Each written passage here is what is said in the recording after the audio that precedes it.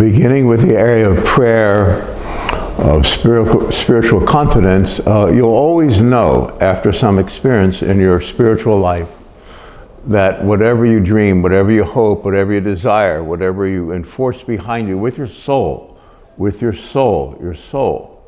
And that's a very delicate avenue of approach. It's very quiet, it's very mystical. You have to step away from the world, maybe stand out in the drizzling rain in the morning and just forget all the absurdity of the everyday material existence. Find a way of escaping, walking away. Could be from time to time. I talk about the times when I was a kid. I'd go sit behind garbage cans. I always had this mystical experience. And it was just because it was, people's thoughts are so gruesome when you're in that state called nirvana. God consciousness. It's not that you don't love and care and give, but the world is a hell. So when you pray for your mom, for your family, for your friends, for lost love, whatever it is, it will always have an answer. The answer will always be wondrous, because you'll escape the bonds of the day-to-day in your spiritual quest, and you'll be transcendent of everything. I'll make an example of my best friend in the world. He's a great, most spiritual person I've ever met, and he had the worst life you could ever imagine. I can't go into it, won't go into it at all, but we've all had horrible life in certain ways, in certain areas where we've been attacked at certain periods of our life. And this young man just endlessly, for decades upon decades, by everyone around him. And he comes out just sweet, loving, kind, and it gives me the assurance, because I've known I have a great destiny in this world to bring peace and so on. And every spiritual person knows this, and that's why you never grow old. You always have faith and hope. You're always positive. You're always caring. You're always healing. What I'm saying is in the hearts of all of us who care, who love, who believe.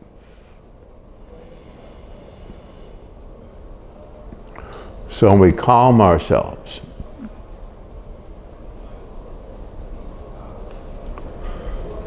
we'll begin to have a feather touch of something beauteous, kind, decent, loving. But it's more than that. It's being quiet around your child so your child will sleep.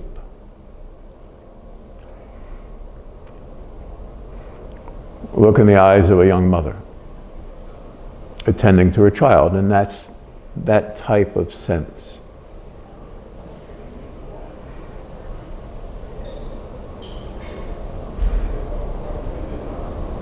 There's something very pure in the air, and when you attend to it, there will be healing. You'll have great failures from time to time. You'll always see the dark force behind it. And the dark force is nothingness. It's always been said that think of this life as a bubble in a stream, as a flash of light through the sky. In other words, your lifetime, when you're spiritual, you have great moments of deep insight. And beyond that, you actually see that which we call God, which I'm moving to in this talk in the next few minutes. Because it's something that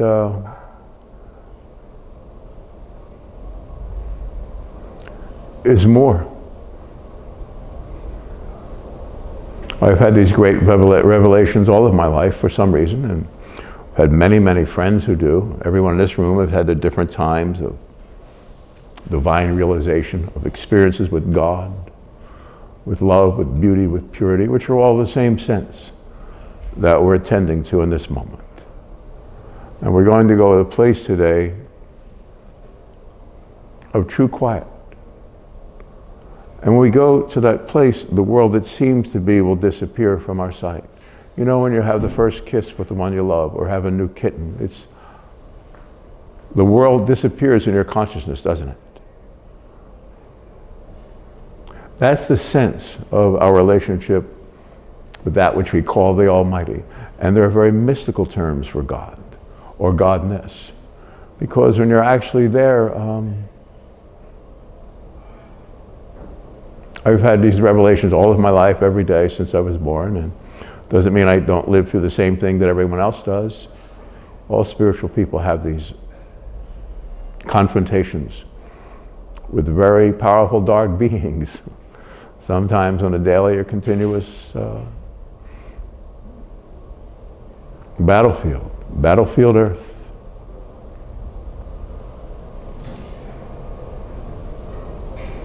And after a few short months of being conscious of what's being said, you'll have these battles and you'll never again be concerned or afraid. You'll be attacked, but you'll know exactly what it is. It's something death-defying, something in your face, and as soon as you get to that place where you know it's nothing, it's simply a thought, a generated emotion, and there's nothing behind it. It's fear-based.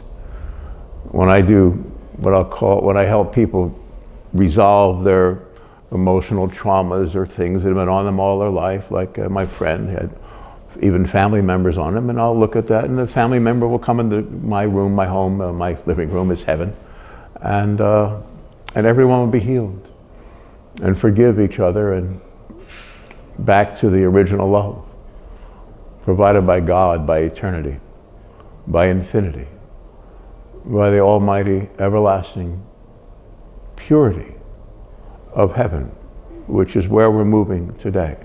And when we get there, we'll realize that just a few people in this room and that listen and understand these empowerment sessions we have together, that the words spoken today in this room will be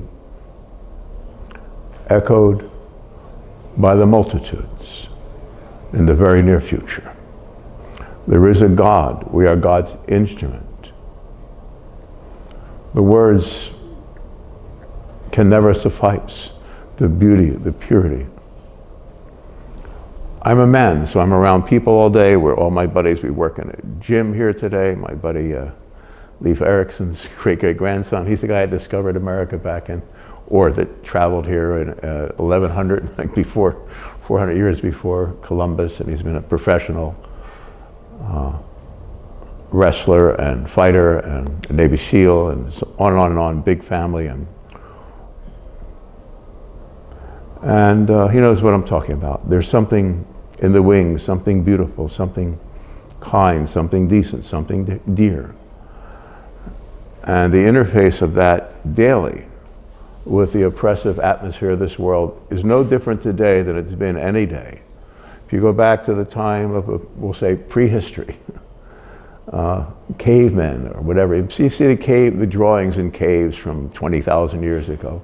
Well, human beings haven't changed. There have always been two types of human beings in the world. Forget the genealogy and the supposed science of it. There are spiritual presences that are trying to work through individuals to clear this mess up. And there are demonic forces. More than half seem to be demonic, don't they? And that's okay, because the world itself will disappear in your heart, in your sight. I've had this for 50 years every moment. It doesn't mean I haven't had some stick time, you know what I mean? A little too much of it. But I understand it, and I agree with it. And sometimes even God himself seems to set me in circumstances where the devil will come at me in the most horrific ways. But that's how I can move forward with confidence at this point, knowing there's nothing I don't understand. There's no demonic force, there's no heavenly body that I don't understand from being here so long, and so I can fulfill my particular destiny. Your particular destiny is my particular destiny. We are destined to be as one with God and to fulfill a great spiritual work, to end all the horrors of the world. Isn't it enough?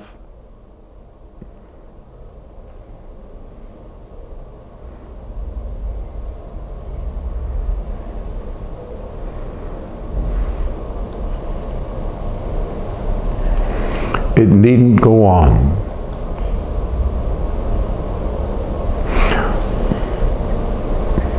I know as one individual, I'm moved to say this, I don't like to talk about myself, it's only the recent tapes I've been doing it, but you know, I can sit in my living room with a good person and relieve them of lifetimes of insanity and a few sessions, and they'll walk away and they'll carry their whole family with them, except at different times. Like I had a family member when it's really demonic, and well, just let that one go and let it off to the side and let the family be as one again. Because all your families have been together for centuries. So in your spiritual, all these thoughts are very simple. When you get away from the noise, you get in this geologic sense of quiet. You'll see God, Godness, which is what you're still approaching, because I don't know if I have the words to even come near it, how pure God really is when you move away in your meditation, in your quiet times, from believing this world has any power over you. It doesn't. So you'll use every trick in the book to trick the devil back, but not tricks. You're in a very quiet, beautiful place. And so I'm just laughing one time, my buddy Max Edson here, he's the giant Navy SEAL and fighter, and my other buddy, they were big bodybuilders and fighters and so on, you know. And one time I was in prayer back in 77, 78, I had a place in Santa Clara, and I was battling a devil for some reason. And then I thought of I met Bruce Lee in India in 1971 at a conference I gave, and so I thought of him for a moment. I was thinking of Jesus, like really, like it's so dumb for me, but it was that. And then I thought of my buddy Max and Rob and the beings that were around me coming at me. They all ran, and so every now and then I'd invoke their presence with me, because what I'm saying, the interchange of this world, of friends, of beings, of places, of energies, you can have the blood of Christ. You know, but you wanted something in the beginning of your meditation of battling the dark forces that you know is going to work, and then after a while you get very quiet, you're not battling anything, and you can look at the devil in the eye and the devil will flee from you. I'm saying devil, it's not anything. You have this unimaginable quietude, this simplicity of love with God that is, it's not heart-rending, and when you see these impressions of the Almighty from time to time, you'll know that everything being said today is real, is true, is correct. There's no fear in love. Perfect love casts out fear. And I'm saying this in a heartfelt, you always think of your mom, of your child, of your best friend, your daughter, and to get that sense and then extrapolate it out to a very fine high point of kindness, gentleness, and that's the beginning of the impression you're going to have with you throughout your life. And these words are as nothing in contrast to the experience. Mystics, there were many mystics in the late Christian, the Dark Ages, whatever, the women that were in love with Jesus. It's like, but it's not in love with a man, it's not in love with a person, it's in love with the personhood of divinity. I love my teacher, Kathleen Judge, who was my original teacher in spirituality 50 years ago. I'll never see her, but she's somewhere out there. But it's not love, like it's adoration, a quietude. And this is the way you'll look at love. You'll look at God. It's the same experience. And what I'm trying to get to through these last few minutes is that although I'm very much a man, we're working in a big gym here. We have professional fighters who just trained and had their fights last weekend through my teacher here, Greg. And they're just, I lose it all. It's just, there is things happening in the world today that, and my buddies, because I've had combat experience, they think, well, we're going to do this, that. No, you're not going to. I am a mystic, I'm a spiritual teacher, I am a prophet, whatever you want to call it. These words are ridiculous. And what I'm saying, what I am, you are. That's why I say what we do today will resound through the multitudes in the near future. This can't go on. It won't go on. And so we don't have to fight and battle in the way we might prepare ourselves to do. There's a better way.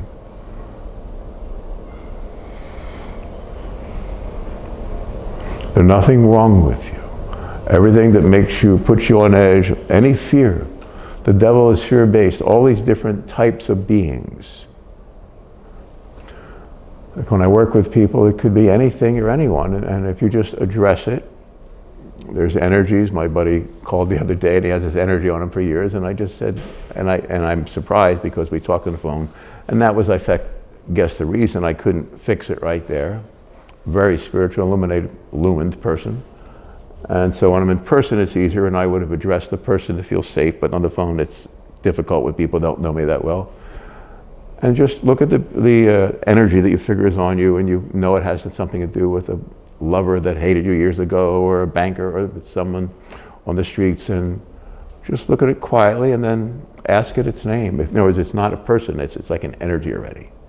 And this is how you do deep possessions, and this is how you will end all the madness in the world. So address it and ask it its name, and in a very quiet way, without reacting at all, and it will always be thankful towards you, because it will remember that it got, it's like these guys by the prison gangs that get beaten up, and they become a slave to the guy that beat them because you broke someone's spirit. And that's a horrible, horrible, horrible thing to imagine. But people do it to one another all day, every day, around the clock. And that's what this world is comprised of.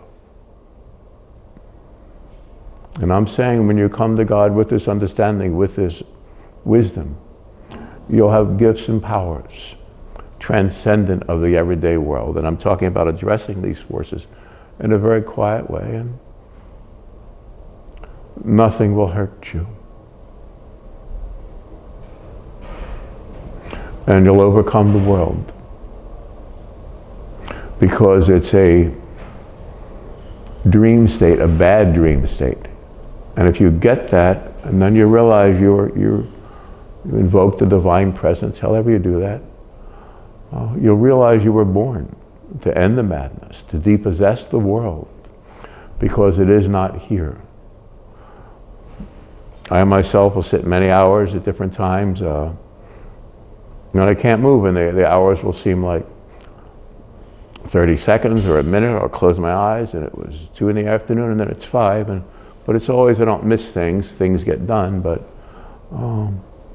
you'll live far and apart from this world when you believe. Not in a higher power, but it's what I'm trying to discuss. In other words, a higher purity, a decency, a kindness, a love. That's why I say the things we might think we have to deal with physically, we won't have to. From time to time, we might, in a little sense of it, while we're learning. The point is, when you see the actual God, you'll understand that the days ahead of us will be shortened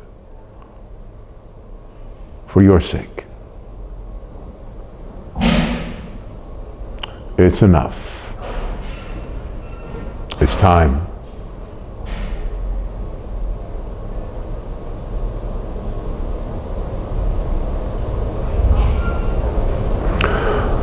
There's a decency, purity, and kindness in the universe. It's in the heart of God. The heart of God is your kindness, your purity, your understanding, your humanity, your desire to build, to affect everything positively. That's the personhood inside you. And you gave that to this world. And it doesn't want it, because this world is not a world, it's not a place, it's not a universe. It's a characterization of a projection of a dark being that began some billions of years. It doesn't really exist. You see what I'm saying? So you get to that, you'll see that's only this world system in this endless universe of divine purity and blessedness that only this seems to be. And again, you fall in love, you touch a child, you play with children. You don't, when you're looking for God, you don't look for somebody who solves riddles. You look in the eyes of your children at play. That's God. There's no more. That's you. You gave up your innocence to try to help. I'm trying to use as simple a wording as possible to describe you. This is you in your heart. There's nothing wrong with you. You don't deserve this. You've done nothing wrong. You're innocent without knowing. You're guilty without wanting to be, and innocent without knowing. So when I helped my friend who thought he hurt many other people because of the pain he was in, which is beyond drastic and horrible and horrendous, you just had to let him know, no, you reacted to things that were beyond horrible, truly. And I've seen horror. So this person, seeing me a few times, is like over 90% of the insanity, and will be a great spiritual teacher because he was born that, has this spiritual presence, which is why he was victimized, because he never fought it. He just came back with love all the time, which might sound insane. And so me being a man, I'll fight from time to time. This guy never fought in that way. He just always decided to go back with love, a pure love.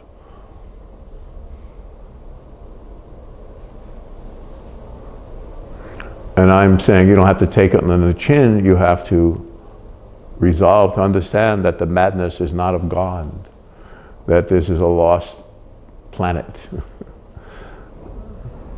that battlefield Earth does not exist.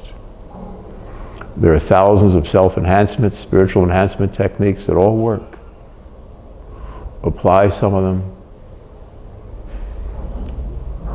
As you apply the golden rule, don't you always try to do the right thing, no matter what? And even when you're in pain and you want to fix it. In business, they call it professionalism. In a family, you call it...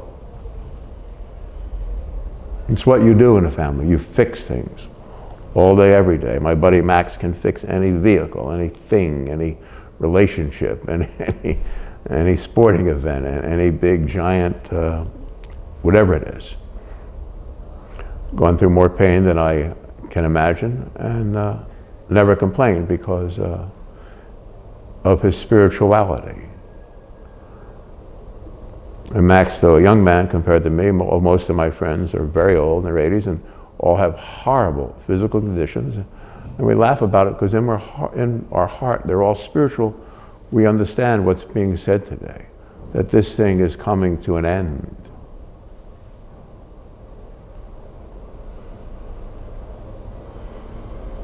Talk to God. God will talk to you. More than anything, it's what I've been trying to say, God is you.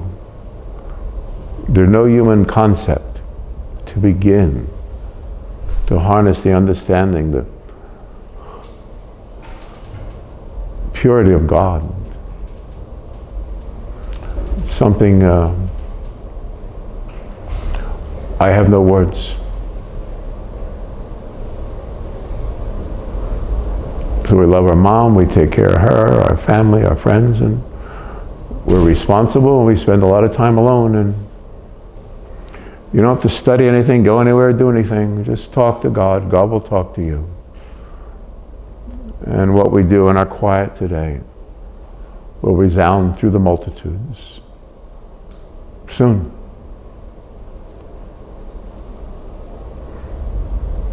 When something like this comes to a world system, it happens. It's not complicated.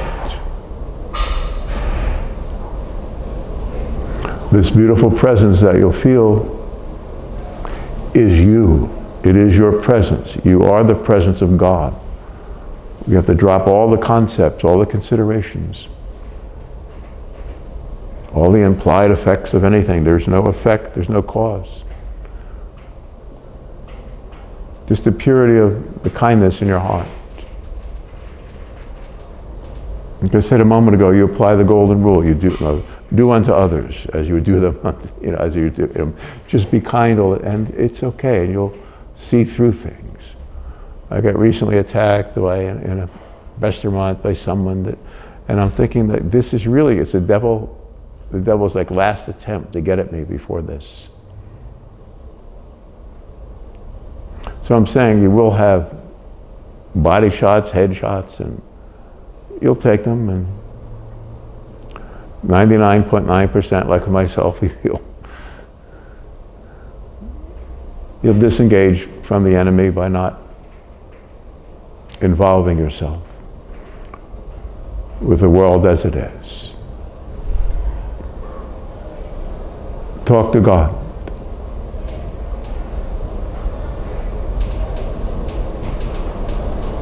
You are God's voice, God's hands, God's heart.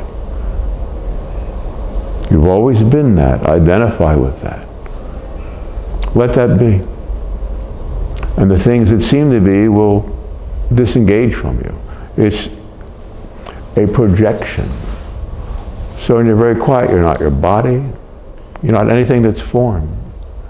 You're a presence of light. You're a soul. And this world is a hell. You came here of your own volition, out of kindness to change. You gave up divinity to be here. We are all equal parts of Godness. Allow the full force of that which we call enlightenment, illumination, God consciousness. Allow it to be. Just, like I say, I'll sit many hours at different times in my life. I had good fortune by God to be able to be here or there and spend lots of time alone. And I can't explain it to anyone. You make excuses, you this or that, little white lies, No, I sat there for 2 days and disappeared, and that's no one's business. You're not here. The world does not exist. When you're in love, when you care, you do what's right. When you understand what's being said today about the world being an illusion, it's in all the mystical traditions. It's at the basis of all true religion. There is a God. You are God's light. Allow that to be.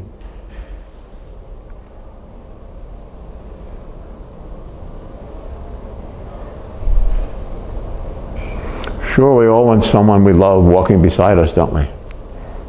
And it's no fun when they're not there. When we're in love, or when our child's leaving home. Max has 3 boys. It's a big deal. And yet each person has to find their own way. And you just want the best for that child, right? Or that lover, whoever, whatever that is. When you allow this full sense of God being your love, talked about the mystics that were in love with Jesus or whatever. It's something so, it's on fire. It's beautiful, it's wonderful. When you have this sense of divine permanence,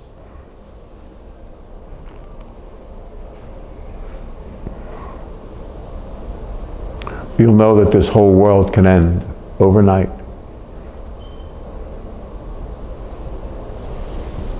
Like a flash of lightning in the midnight sky. This is about to end. And all you need is wisdom, kindness. And you have someone beside you. Now, it's God. God is your soul. It's not different, it's just that I have no words, 1,000,000,000 times more sensitive and delicate than you think it is. And that should help us let go of the thoughts of this world having any power over us. It has no power.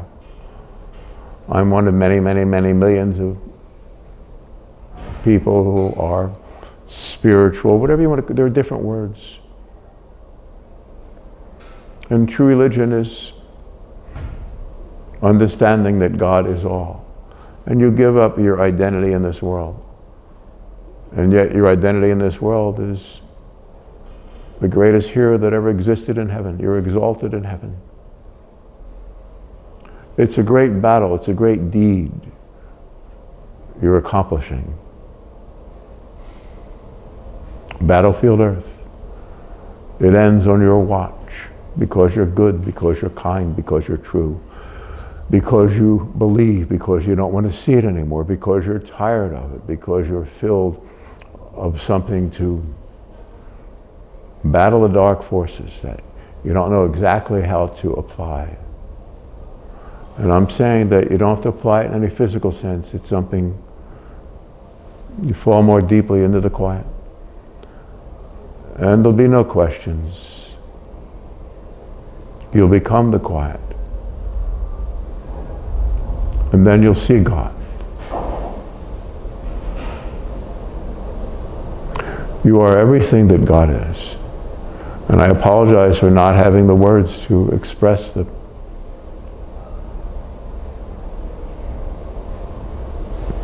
purity of what God is.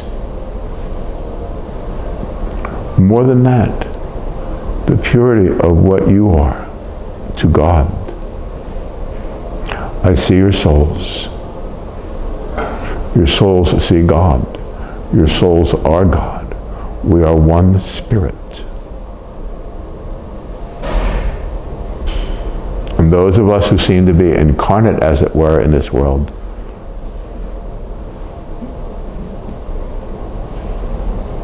are remarkable, powerful souls. You've given up heaven to fix something here. You gave up all this presence, and now it's coming back to you. You're awakening like some sleeping giant,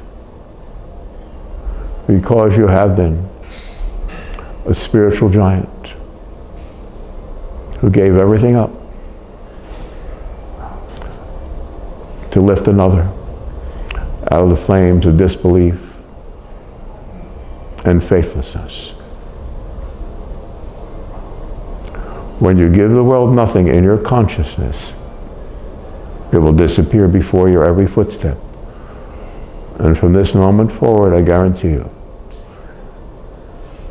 your feet will never touch the ground. You'll be about an inch or two above. You'll feel this. You'll feel and remember you are your soul. You're not your body or your problems or the solution to your problems. You are your soul. Your soul is that which I cannot define or express. Forgive me, please.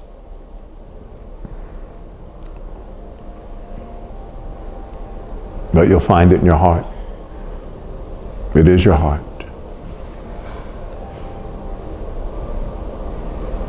All the details will simply occur.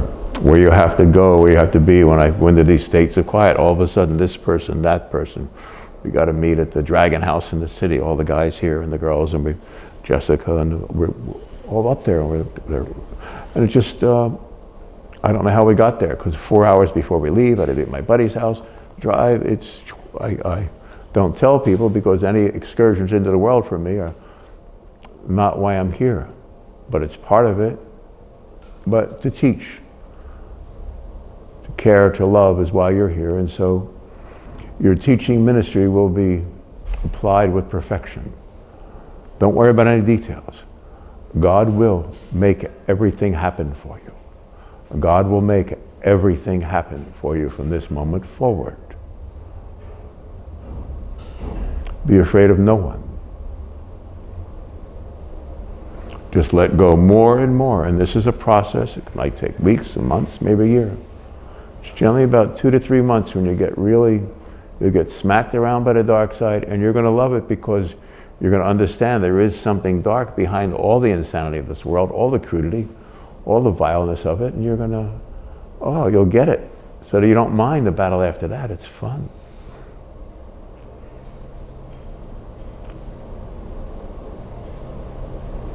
It's like my buddy Greg here. He's a martial arts master many, many years, and my teacher, Pedro Mink, the great Brazilian Jiu-Jitsu champion, and he's my master, my teacher for few years, and they fight. And in this room, Andrei Sukumta, the fighter, and Greg's son just want to fight the other night. What I'm saying is they fight, and it's like, they're like teenagers just having a good time, because they know you're not going to hurt each other. If you're studying with Max, it's ridiculous, but it's going to be fun. You're going to be happy.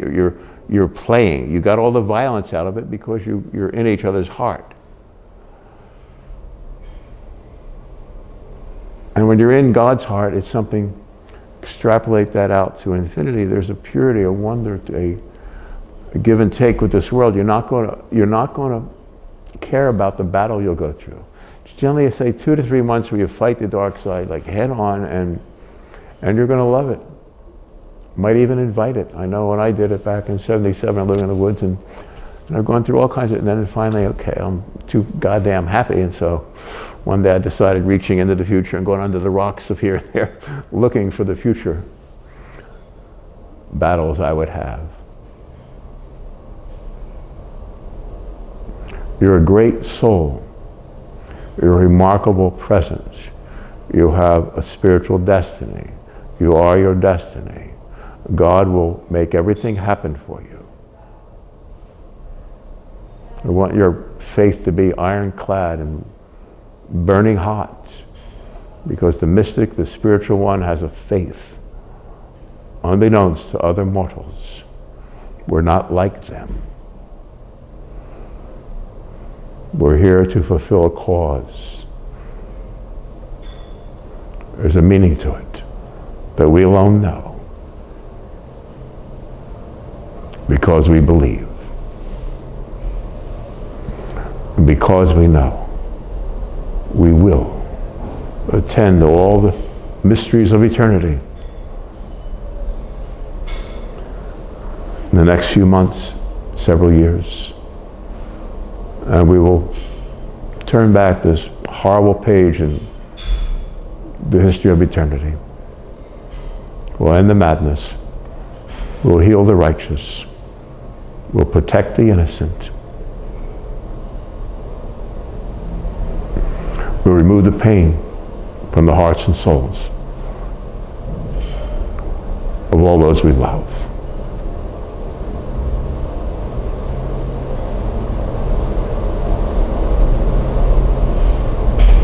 You are the answer.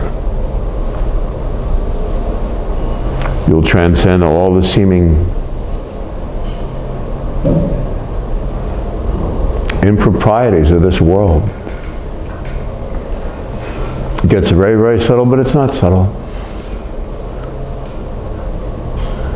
You love God, God loves you. You are God, God is you. You'll have many, many visions from this day forward.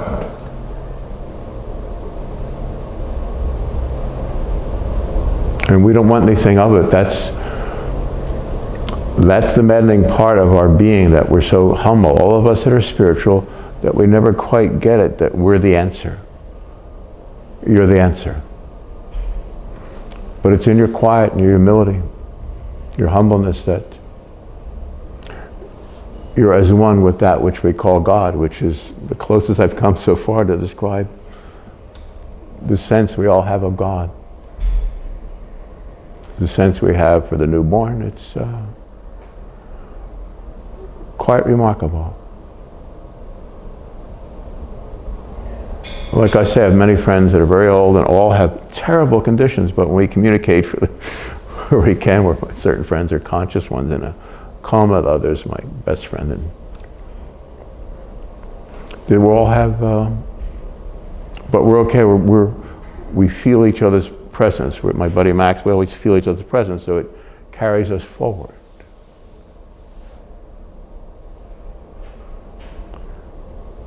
We will overcome the world. And we're doing it because we're tired of the madness, without going into any of the details.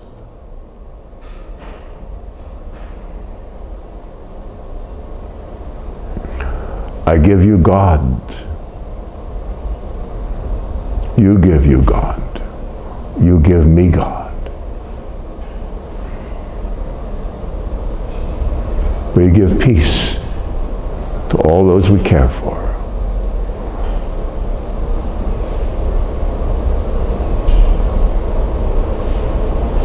We will end the madness.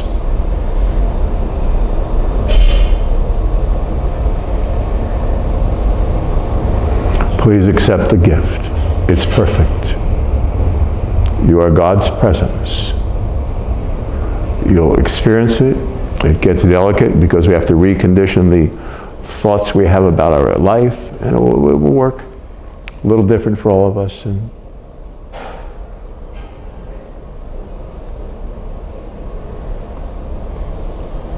we'll overcome the world.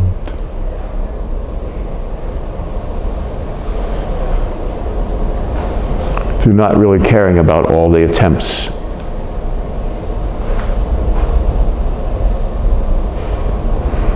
to threaten us, but caring alone for,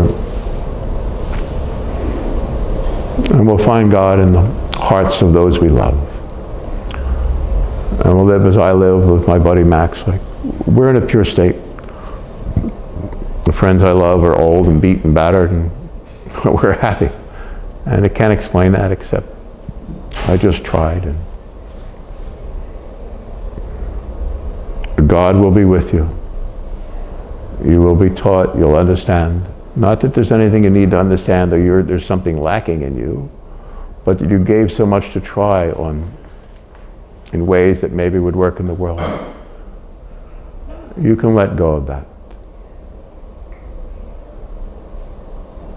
God will make everything happen for you. Appreciate your listening. I pray you understand that it's not you and there's nothing to fear. And that you're one of spiritual greatness. You have overcome the world. Thank you for listening. Thank you. Thanks, Greg.